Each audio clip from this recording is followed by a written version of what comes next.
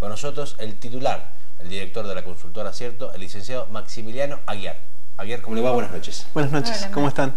Muy bien. A ver, Aguiar, le vamos a comenzar a tomar lección. Examen. Vamos a preguntar una serie de ítems y usted nos va a tener que responder con números. No será la primera ni la última vez. Si Dios quiere. Viene preparadísimo. Si Dios quiere, tanto por nosotros como por usted. Claro, siempre sabemos quién quiere estar. A ver, señores, vamos a conocer y te vamos a dar a conocer los números. Los primeros que te vamos a dar a conocer, los últimos números previos a las primarias de este próximo domingo 14 de agosto. ¿Arrancamos, le parece? Con mucho gusto. ¿Cuándo terminó la medición? ¿Cuál es el universo de personas abarcado? ¿La parte geográfica? Sí, trabajamos sobre una muestra de 1800 casos, que es una encuesta clónica de la que trabajamos hace un mes, que difundimos con ustedes hace un mes, de 1800 casos en Gran San Juan, esto es Capital, Rawson, Rivadavia, Chimbas y Santa Lucía. Bien, ha sido cerrada en el día de ayer con un margen de error de más o menos 2,6% para las variables que se miden en todos los departamentos, subiendo hasta 5,5% departamento por departamento con los cargos para intendente. Esa sería la ficha técnica, el resumen de la ficha técnica de la encuesta, ¿no? ¿Qué opinan los sanjuaninos de los precandidatos a presidente? Y tenemos placas, comencemos a ver las placas porque tenemos preparado las placas en cuanto a los precandidatos a presidente, ahí lo estamos viendo. Sí, parece un predominio muy claro de Cristina Fernández de Kirchner, que aparece con un 62,2%, seguida de Alberto Rodríguez A, casi 50 puntos, con 12,8%. Y lo cierto es que no se ha modificado mucho en el tiempo, ¿no? Ha sido una variable que se ha mantenido estable en los últimos 3 meses y en este mes claramente ya con los precandidatos definidos se ha mantenido en esos niveles. Sí, también es clara la diferencia entre el segundo y el tercero, que es Ricardo Alfonsín, que tiene la mitad, 6,4% de lo que tiene Alberto Rodríguez A en San Juan. Esa es una variable, como te digo, que se ha venido manteniendo bastante estable en el tiempo, con lo cual acá tenemos un orden de primero, segundo y tercero claramente establecido, ya que el nivel de indecisos tampoco es tan alto, está alrededor de 8 puntos, 8,2%, lo cual en diferencias tan significativas la posibilidad de que esos indecisos muevan el tablero es muy baja, ¿no? Maximiliano, también hay una diferencia acá que hay que marcarla, según lo que veo, que en los medios nacionales, según se dice, Ricardo Alfonsín estaría segundo en las encuestas. Exactamente, lo mismo con Eduardo Duhalde, que aparecería tercero en las encuestas nacionales. En San Juan, este es el escenario que se presentaba aún con Mauricio Macri como precandidato en algún momento. El peso político regional de los Rodríguez A existe y claramente se expresa en los datos en la provincia. Perfecto.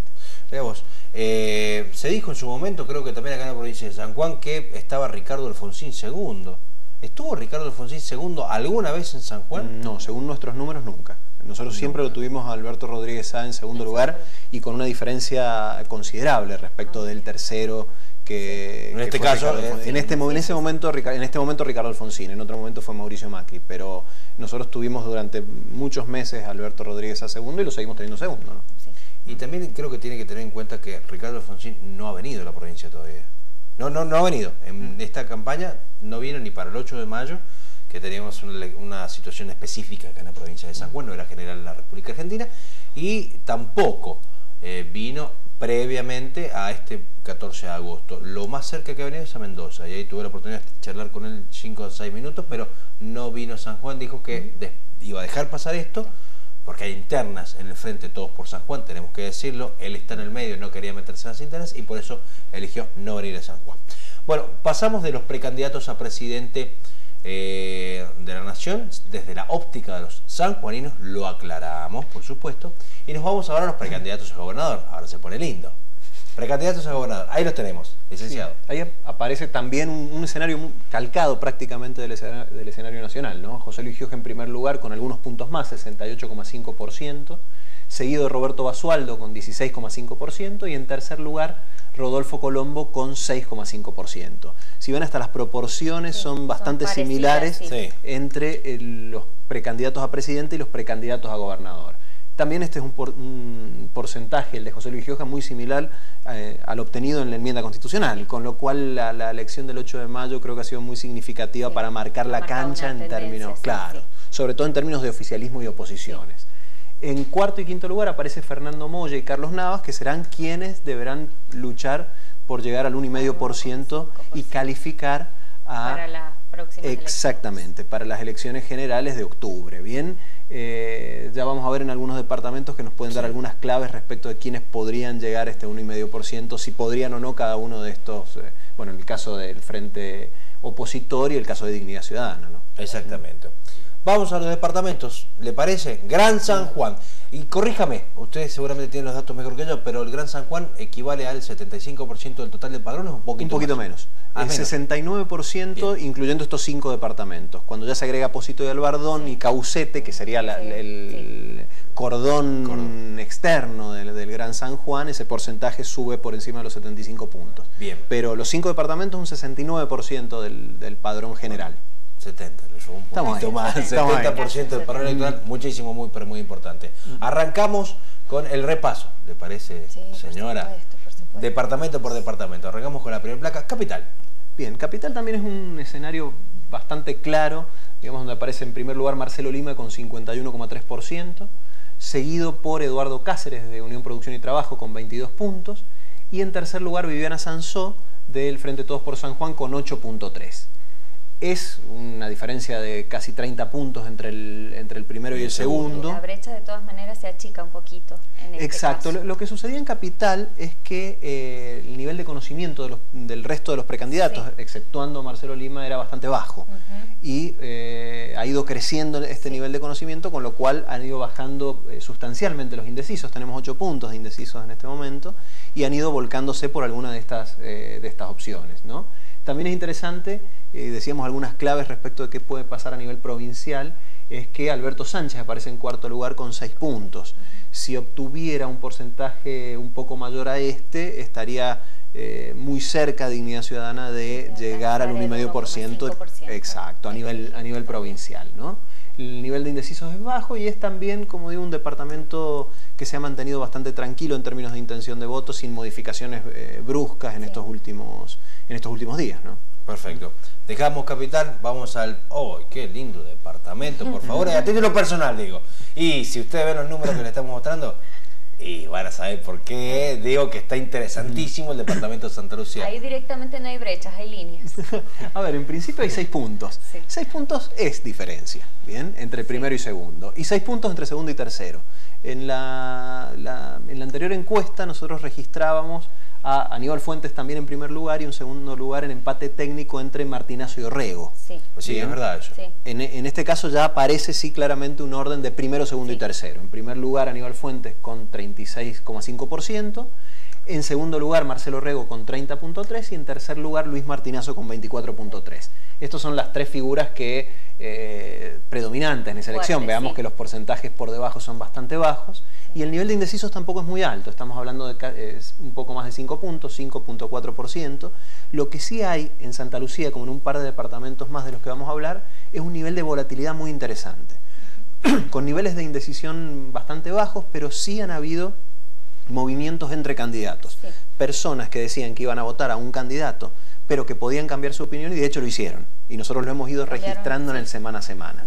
Hay que ver qué pasa porque todavía queda una etapa interesante de la campaña, que es el cierre de las campañas y esos 2 días que suelen ser... Puede cambiar a último momento antes de echar el botito. Exacto. Sin embargo, hay una brecha, digamos, significativa entre primero y segundo y entre segundo y tercero. A ver, el licenciado me parece... No, obviamente no me parece. Lo que pasó es que cayó Luis Martinazo y creció Marcelo Orrego. Exacto. Ese es el Fuentes se mantuvo.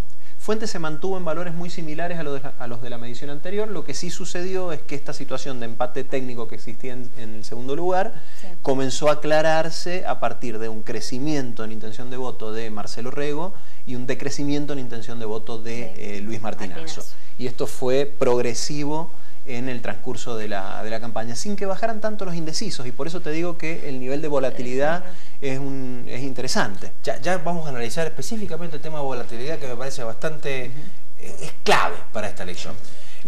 Seguimos con el próximo departamento, dejamos Santa Lucía, bueno, otro departamento interesantísimo desde el punto de vista de varios frentes, porque ahí tenés 2 internas.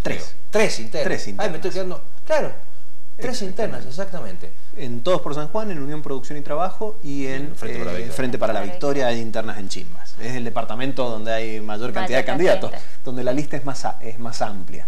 Ahí aparece también un fenómeno, una diferencia de 5 puntos, todavía sin proyección de indecisos, que siguen siendo 7,3%, una diferencia de un poco más de 5 puntos a favor de Mario Tello, por sobre José Pepe Camacho. Y ya estamos hablando de la primera interna.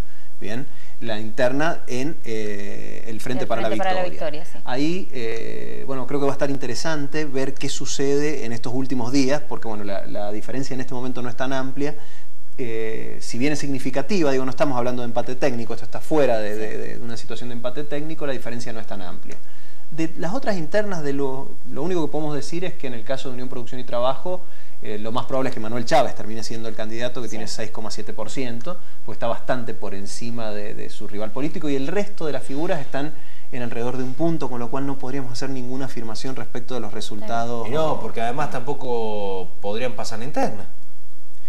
Probablemente no, probablemente no. Lo que pasa es que lograr el 1,5 como mínimo. Con un margen de error de 3,5%, el nivel total de votos de cada uno está dentro de ese margen de error. Nosotros no podríamos afirmarlo con certeza. Maximiliano, ¿y ha variado en esta encuesta también el tema de Mario Tello respecto a Pepe Camacho? ¿Ha variado mucho como había pasado en Santa Lucía o no?